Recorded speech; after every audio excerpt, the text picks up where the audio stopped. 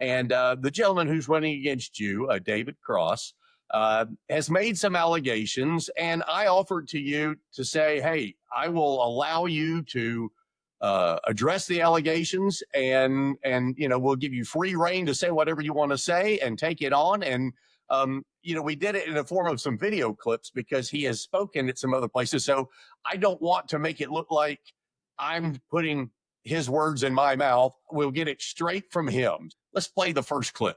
I am attacked every single day. All right. I'm attacked every single day by a man who is using the company credit card to charge personal items. All right. We found $479 charged 5 times to his personal gym. All right. And he came out and he said, oh, I'm going to reimburse the party. We haven't seen that yet. He spent $132 at Brooks Brothers for a meeting. It's on the FEC forms. It says meeting. Okay.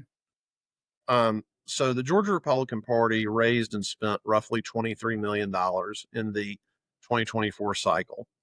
There were a handful of expenditures that, while lawful and permissible, were not expenditures that I intended to charge to the Republican Party. As soon as I discovered there was an issue, I made sure that I paid the charges that had been assessed on the card in full, and the FEC reports that have been filed reflect that. And the problem here is my opponent has no experience raising political money. He's never run for office. He's never helped anybody run for office. He is totally unqualified to be the chairman of the Georgia Republican Party. And so for him to develop a rationale for why people should vote for him, he has resorted to attacking me for everything under the sun. There are things that I won't even repeat on this program that have been said, very deeply offensive, personal attacks, attacks against my wife and family that are just wholly inappropriate. And it's disappointing to me that he's chosen to go this route. I ran for this office 2 years ago. Had 2 other people run. We ran a respectful race. We had some disagreements. Sometimes things got a little heated, but we always treated each other with decency and respect. And I'm just deeply disappointed at the kind of campaign he has run. And I'm afraid it sort of tells us what kind of chairman he would be. And what we don't want to have happen in Georgia is what happened in Michigan during the 2024 cycle, where someone was elected that was wholly unqualified and unprepared to lead. The party very quickly came off the rails financially. The Republican National Committee had to step in. Pete Huckstra, a former congressman from Michigan, ultimately got elected and sort of righted the ship there. But we don't want to go through that in Georgia, Steve. We have the number 1 U.S. Senate race in America next year. We have the number 1 governor's race in America next year. And, the people who are making this decision in June deserve to hear from these candidates. What are they going to do to put us in a position to win in 2026? I've clearly articulated what I'm going to do. I've demonstrated the capacity to do it by the results I achieved with our team in 2024. And that's unfortunately something you will never hear from my opponent because he has no plan for 2026. So to summarize, there were charges made, if I hear you correctly, on using the party card, and you have fully reimbursed the party for all those charges. Is that correct? Is that a fair statement? Yes, sir. The only thing I would add to that is that the charges, while lawful and permissible, I'm very concerned about being a good steward of our donors' funds. And so as soon as I learned that there were some charges made in error, we reimbursed them immediately. And that is reflected on the appropriate FEC reports. Okay. What are the other complaints that he lists, and several of the other people who are running for various other offices within the state party are complaining about a non-disclosure agreement that's coming from the party itself? And we'll play his video on this one, please. So when we're running for these big positions in the Georgia GOP, the candidates normally have to sign off on a non-disclosure agreement in order to receive the list of names of the delegates who are going to be attending the convention. That list is critical for candidates to be able to get their message out so that they can hopefully be recognized and, and earn the vote of the delegates. Now, as it stands right now, there's a 9-page non-disclosure agreement that I was given that in previous years was only a page and a half. And the chairman has come right out and said, we know that David Cross is using the list inappropriately, to reach out to past delegates. And you know what? I don't really have a choice, number one.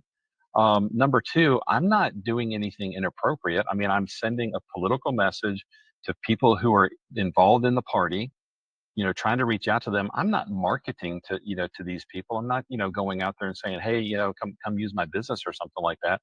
I'm just simply trying to reach out to them to get my message to them. But I'm being stopped right now, and I still don't have the list of the delegates at this point. Hopefully, I'll have some people that will give me some of those things in order to be able to reach out to them. But I'm not signing this 9-page NDA because in it, it says that if I disparage the Georgia GOP, each time that I do it, I am agreeing to a $25,000 penalty, and I don't get to determine what the word disparage means. They get to determine it. And if we go to court for some stupid reason, the attorney that wrote this thing up said, "Oh, if we have a dispute, we're gonna settle it in Fulton County." And who on earth, thinks that Fulton County has got fair courts for Republicans anyway? What do you think? I'll allow you time to respond. So I appreciate that. It's true that for quite a few years, the Georgia Republican Party had an NDA for our candidates to sign in order to get delegate and alternate information. And let's be clear about this. This is personal contact information. It's private information. It's information that you can't just, buy off the shelf. And the people that give us this information, Steve, we've got, I don't know, over 2,000 delegates that potentially could show up in Dalton. I think over 300 alternates. Those people are trusting the Georgia Republican Party with that confidential information. And unfortunately, I would hope that on a handshake or signing a simple pledge, we could expect fellow Republicans to honor that. But not just Mr. Cross, but other people that have gotten the list in the past. They have used it past the convention date, which is a clear violation. You're supposed to delete the list after the convention's over with. The list is only available for electioneering purposes for the convention.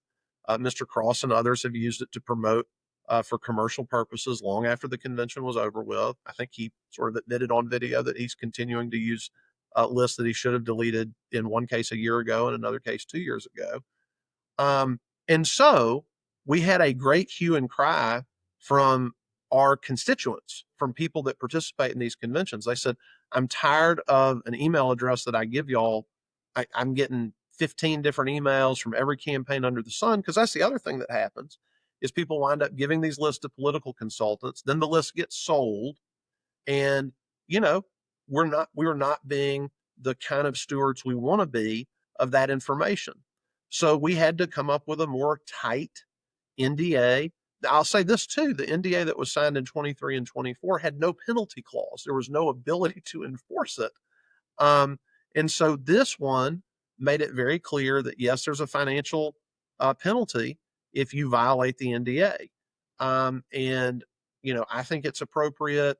I think roughly a dozen of the people that qualified for party offices signed it. The people that haven't signed it are, aligned with Mr. Cross, and I think probably not signing it at his direction. But nobody is saying that he can't have access to this information. What we are saying is after 2 years of abusing the process, we weren't going to simply serve up another toothless document that was unenforceable. We were going to insist on if you wanted to sign to get the list, then you needed to abide by the terms. And if you didn't abide by the terms, that there were going to be real penalties in place. And I think the fact he objects to it tells you his intention would be to violate the terms again. And that again kind of goes back to what I'm talking about. We shouldn't, I guess I should say this too. Mr. Cross originally returned his 9-page NDA to the Georgia Republican Party signed, but he changed material terms, 3 or 4 different material terms. He changed the fine amount, he changed the duration. Now, he didn't say that in the email that he wrote back to the party. He was hoping that when the party's legal counsel reviewed it, that they wouldn't notice that he had made alterations. Now, Steve, I've been practicing law for 21 years. I would never do that. I would never alter a document. If you and I were negotiating on an agreement, if I wanted to make changes, I would initial the changes. I would email you and say, hey, Steve, just note that in paragraph 2, I did this. In paragraph 5, I did that.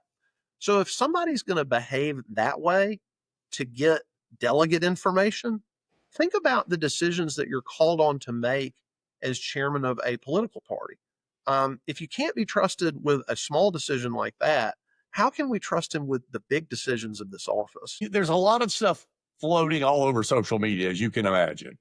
I just wanted to clarify because I have not seen either the previous NDA or the current one. Was the penalty, financial penalty, $25,000, as some people claim?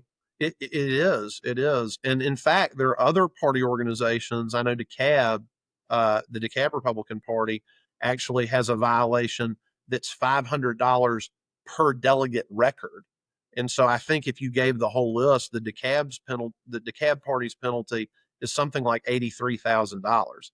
And the point of having significant penalties is to make sure you have compliance. And again, Steve, I hate that we are in a situation where people have just stubbornly refused to honor these basic things. I think the other thing that your viewers need to understand is we have a legal obligation to the people that furnish us with confidential information. If it appears that we are being totally lax and ignoring repeated abuses, we potentially open up the Georgia Republican Party to legal action from the individual delegates and alternates whose information is compromised. So, it's a little bit more complicated than Mr. Cross wants you to believe. And of course, he left out some pretty important facts.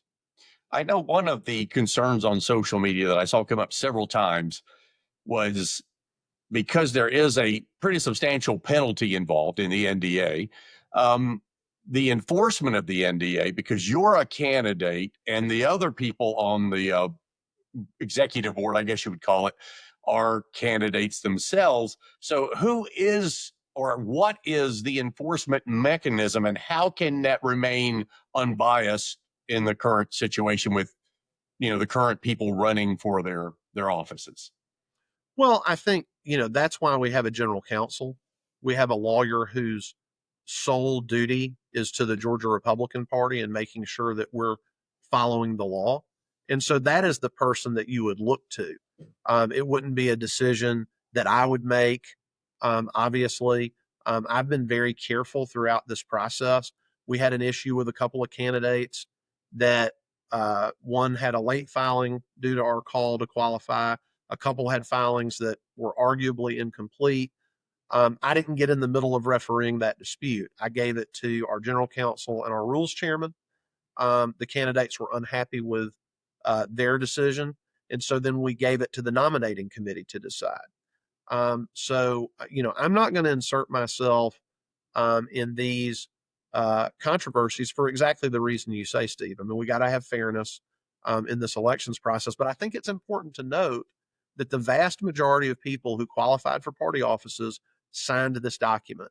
And they signed this document really without much consternation or concern, because I'm not the only one that understands this issue. If you've been around the Georgia Republican Party for a couple of years, you know that it has become a serious problem, that these lists are constantly abused, and that's not acceptable. It's not acceptable. We have a duty and an obligation to the people participating in this process, that we don't say, well, part of the penalty for this for being a delegate is your information is going to be all over the place and you're going to be hearing from everybody and spammed all day long. We're just not going to have that. His final complaint was regarding some of the employees for the party. Can you play that clip? Yeah, so the biggest problem I have is with Josh's best friend, um, a guy named Travis Bowden. He from the get-go stopped me from getting an email account because he thought that I would send crazy messages to the governor, which would not have happened. But as it turned out in 2023, when I became second vice chair, I did not get an email account. I did not get a name badge. I didn't get business cards. I didn't get, a tiara and a sash or money or anything. Nothing. I got nothing. I got thrown into a closet and heaped crap on me like mushrooms and slammed the door. That's what I got from Travis Bowden. He frequently reminded me that the second vice chair has no official business with the Georgia GOP. But when I become chairman, we're going to change that. Your comments. Well, I think you just heard the real reason David Cross is running for chairman of the Georgia Republican Party. He feels like he was disrespected when he was elected second vice chairman, and he's got some personal grievances against me and others. That's not a reason to run for chairman of the Georgia Republican Party. And by the way, the comment about the email address in January of 2024, and Steve, I mean, we talked about it at the top of this program. I didn't shy away from challenging the establishment at the legislature. But David Cross literally sent out an email in January of 2024 where he accused every single member of the legislature of taking money in exchange for favorable votes. He didn't use the word bribery, but that's what he was describing. And no one was left out of that. Now, the second vice chairman, historically, as far as I know, has never been given specific party branding, an email address, and all the rest of it. But if that doesn't confirm the wisdom of that decision, I don't know what does. I mean, to literally open the first week before the legislature even begins to meet, saying they're all soliciting bribes, that is the kind of thing that we have seen from David Cross for a year and a half. It's just this constant chaos, inability to get along with anyone, and again, looking to serve himself. Where's my business cards? Where's my email address? Where's my personal branding? Why am I not the star of the show? Right. The second vice chairman is supposed to be a supporting member of the executive team. They're supposed to help carry out the mission of the Georgia Republican Party. The chairman is elected to set the day-to-day vision, mission of the party, and then the vice chairs are supposed to help support that mission. He refused to do that. He refused to do it for 6 months. Then he fought so much harder to keep Brian Pritchard on the state executive committee, who he has said is his best friend. And Brian Pritchard, just so your viewers understand, was the first vice chairman, was removed by a vote of the state committee. 86% of the state committee voted to remove him because he was found by a Georgia judge to have voted illegally in 9 separate elections. And my opponent, David Cross, has said he's going to bring Brian Pritchard in. He's going to have a prominent role at the Georgia Republican Party. Someone who was convicted in Pennsylvania of felony crimes of financial dishonesty, someone who's been legally found to have voted illegally 9 times, and someone who this week launched into an anti-Semitic tirade against Betsy Kramer, a Jewish Republican running for second vice chairman of the Georgia Republican Party. Now, if that doesn't demonstrate a total lack of judgment and a total inability to manage this organization, because Steve, you know this better than I do. We're not in Alabama. We're not in Oklahoma. Who the chairman of this party is matters. I'm not saying the chairman of the Georgia Republican Party can win these elections in 2026 on his own, but he sure could lose them. And so that's why people really need to pay attention to the kind of judgment being exercised by this gentleman, because, you know, we have to play mistake-free football between now and November 2026. We can't afford to give the Democrats any openings. And I'm afraid he'll be giving them an opening every single day.